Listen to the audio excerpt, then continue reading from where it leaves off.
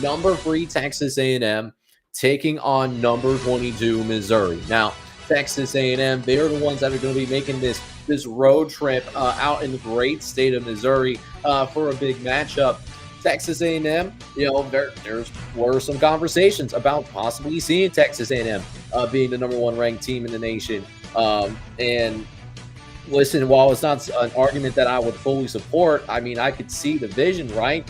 Texas A&M, they're coming off of doing something that is somewhat difficult to do, regardless of how good or bad LSU is. They completely silenced that building, and they took over the stadium. They're coming off of a 49-25 blowout win against LSU, and this was a couple of weeks ago. So Texas A&M, they are coming off a bye. They're feeling a little bit more well rested, and the bye week couldn't come in a better time, trying to get some extra gas before getting into the month of November, where we have always seen seasons made or broken.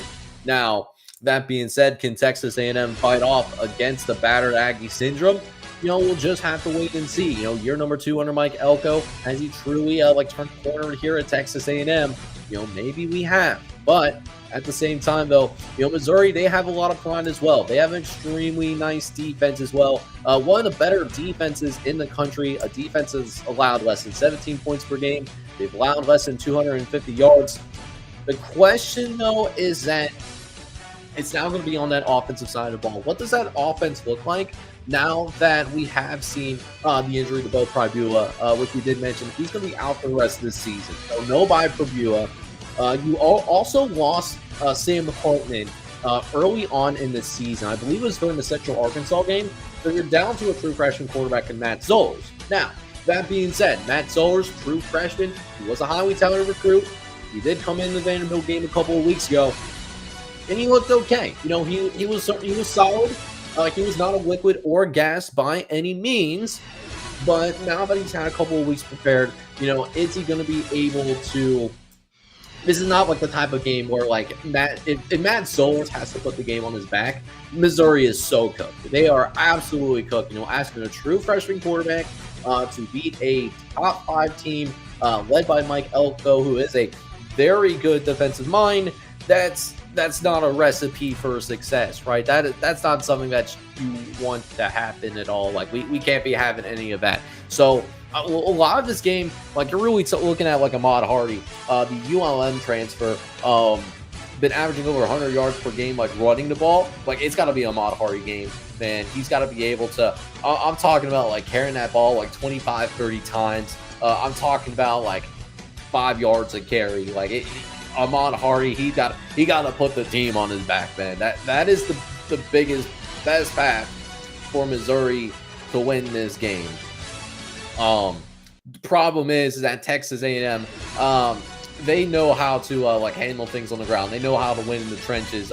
This is a very one of the best trench teams in the SEC, with Texas A&M averaging less than 120 yards allowed per game, on the ground. But they're also a team that knows how to run the ball as well. Over 200 yards rushing per game. They got that dual threat quarterback in Marcel Reed, who is always a problem to defend, whether you try to keep him in the pocket or you try to make him beat you with his mobility and taking away that passing game completely.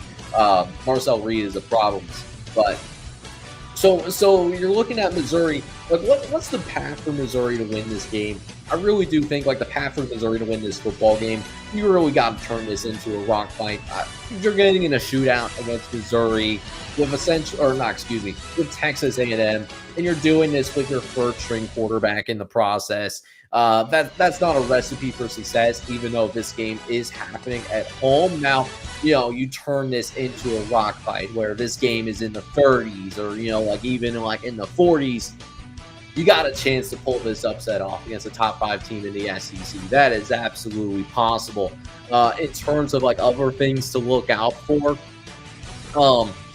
as long Missouri, they got to hold their own in the trenches. We talked about this as well in terms of Texas A&M being able to be one of the best teams in the SEC and in college football in terms of that line of scrimmage play. there's not a lot of teams that can match up 1-for-1. Do I think we'll see how good Missouri's front seven is what I'm trying to say. They played really well against Vanderbilt, but Vanderbilt and Texas A&M are completely they're completely different ball games, and it might be a situation where Missouri is going to have to win that turnover margin, maybe by +2 or more, or maybe like special teams has to create a field position advantage where Missouri is starting with like 15 to 20 yards of better field position than Texas A&M. And then, of course, like in red zone opportunities, you got to convert those red zone opportunities as well. So, all right, second time tonight. Let's go ahead and take a field trip to the model once again. What does the model tell us? So, the model is actually a little bit higher on Missouri than FanDuel is right now. So far, we have seen as of this afternoon, Texas A&M is favored by about a touchdown as of right now. Model is a little bit higher on the Tigers. They think that Missouri should only be about a field goal underdog. That is with home field advantage baked in. It is more of an expectation-based model, though it hasn't accounted yet for performances, full game performances without Bo Pribula. With that being said, I don't really like this spot for the Missouri Tigers because we have seen Texas A&M does have an ability to put up points in a hurry, especially with what they did against LSU, which we thought in their own right was, maybe not an elite defensive unit, but we thought they were at least a pretty good defensive unit, and it just didn't matter. Texas A&M, they have shown that they have been able to scale upward. Missouri just hasn't really shown that, and that's evident in their two losses. Both their losses going against ranked opponents. Missouri does not have a ranked win, at least one that I'm aware of. So because of the fact that Texas A&M has been able to scale up its level of play, like compared to the level of competition, then what Missouri has done, I'm going to disagree with my model here because I don't necessarily like the spot. Even though your first string quarterback in Matt Zollers, he has been able to prepare for multiple weeks for this game, Texas A&M has also been able to do that too. So I don't just believe that Texas A&M is going to win this game. I also believe that Texas A&M is also going to cover this game as well. So I'm going to disagree with my model here.